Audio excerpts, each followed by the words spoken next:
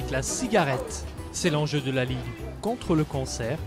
Objectif, soutenir les fumeurs dans leur démarche d'arrêt par une approche positive, sans jugement, relever le défi collectif du mois sans tabac. C'est là qu'on voit que ça chiffre quand même. Oui, ça chiffre quand même. J'ai toujours été fumeur. Je dirais carrément que je n'ai jamais essayé d'arrêter non plus.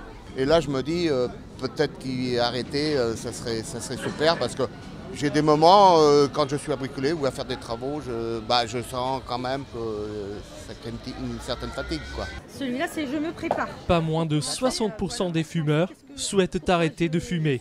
Pour cela, il est important d'avoir un environnement favorable.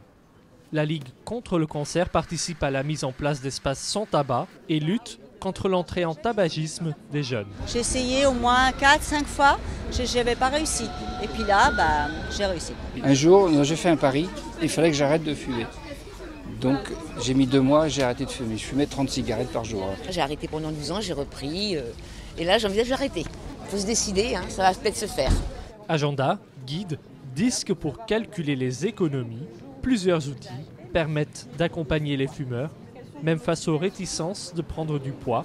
Astuces et recettes ludiques sont au rendez-vous.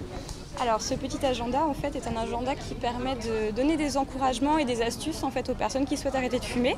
Donc jour après jour en fait on reçoit toutes ces petites astuces.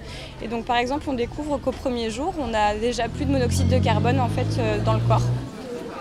Maintenant il faut que je trouve le courage, la volonté et voilà. Si un jour on se revoit, j'espère vous dire que j'ai fini, que j'ai terminé.